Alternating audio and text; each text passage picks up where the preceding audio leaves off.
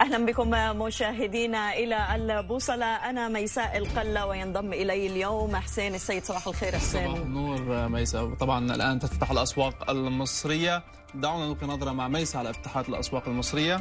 صحيح، تباين بالنسبة لجلسة اليوم بالنسبة للمؤشرات استكمالا للتباينات التي كانت قد شهدتها جلسة يوم الخميس، وبداية إذا متباين الإي جي إكس 30 يرتفع بحدود 13 النقطة المئوية. نحن عند مستويات 6767 نقطة في محاولة للوصول عند مستويات 6800 نقطة بالنسبة للمؤشر الإي جي إكس 30. ال70 كذلك على تراجعات نوعا ما أقل من 10 النقطة المئوية، 535 نقطة، وال100 كذلك مائل إلى الارتفاع، مستويات 911 نقطة.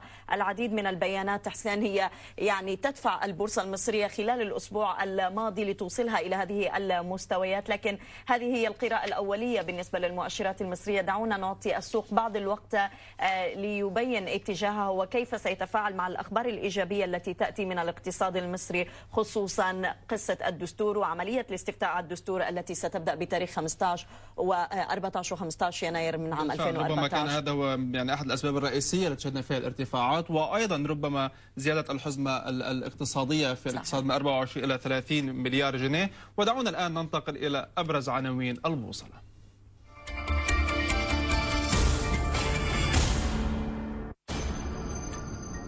المؤشر السعودي يواصل الارتفاع ويصل إلى 8533 نقطة، وبورصة قطر تتراجع إلى مستوياتها قبل أسبوعين. وفي السوق السعودي أيضا الخضري توقع اتفاقية تجديد تسهيلات بنكية بقيمة 500 مليون ريال مع مصرف الإنماء. وترسية مناقصة على شركة تابعة لمجموعة عريبي القابضة بقيمة 300 دينار كويتي. وفي الإمارات أرابتك تجري محادثات مع مصر بشأن أسعار معقولة لمشاريع إسكانية، وأيضا تبحث عن استثمارات جديدة في منطقة الخليج.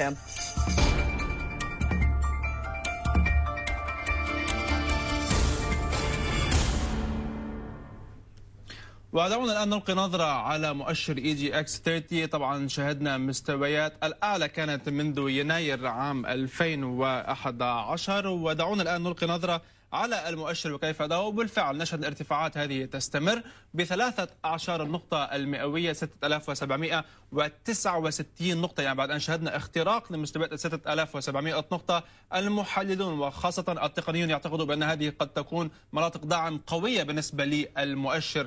وماذا عن ال70؟ ولاحظنا اليوم عند الافتتاحات بعض التراجعات بالنسبة لإي جي إكس 70، 534 نقطة على المؤشر. أما بالنسبة للمؤشر الأوسع نطاقا فعلى حالة من الاستقرار، طبعا ميل إلى التراجع ولكن طفيف جدا، 910 نقاط على هذا المؤشر.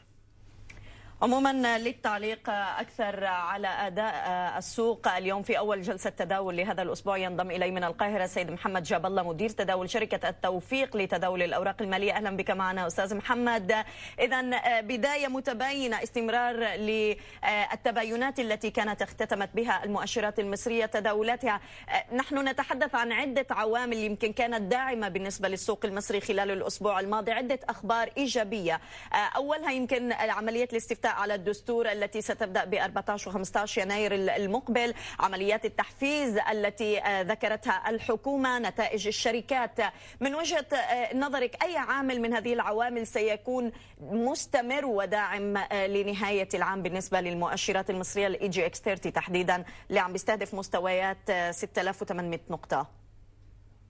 صباح الخير عليكم جميعا.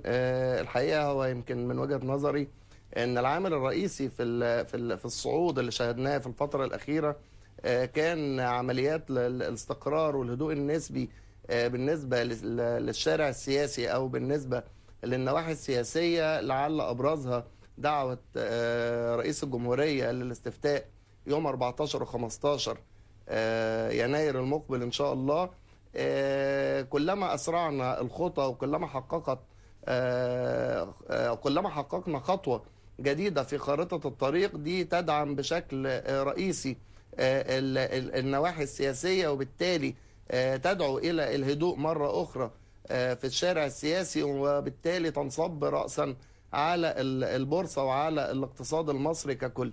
احنا كلنا طبعا عارفين ان البورصة هي مرآة للاقتصاد ومرآة للشارع الحقيقي في أي دولة.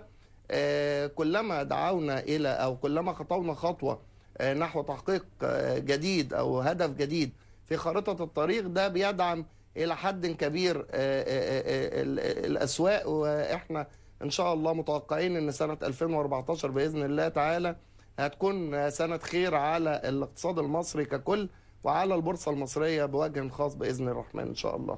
طيب سيد محمد، هنالك ربما جدل واسع اليوم حول طبعا الشركة العربية للاستثمار والتنمية القابضة، وطبعا ذلك حول التوزيعات. يعني أقرت الشركة توزيع 20 قرش، وطبعا هذا هو أول توزيع للشركة منذ تأسيسها عام 1998، ولكن الجدل هو أيضا حول 20 قرش التي سيتم طبعا توزيعها بحال شهدت الشركة أرباح معينة، ولكن لم تذكر ما هي تلك الأرباح. وهذه ربما هي ظاهرة جديدة ربما من نوعها حول تحديد توزيع الأرباح، ولكن لم يحدد ما هي الأرباح المطلوبة أو العوائد المطلوبة ليتم هذا التوزيع. كيف نظرت هلا على هذا القرار، وكيف سيكون يعني تأثيره على أداء السهم؟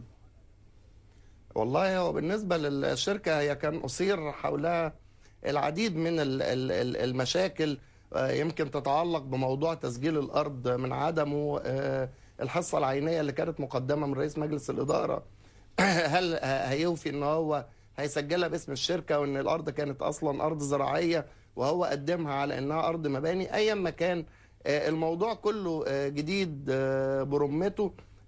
موضوع التوزيع هو أقر فعلا توزيع 20 قرش في خلال قبل نهاية العام.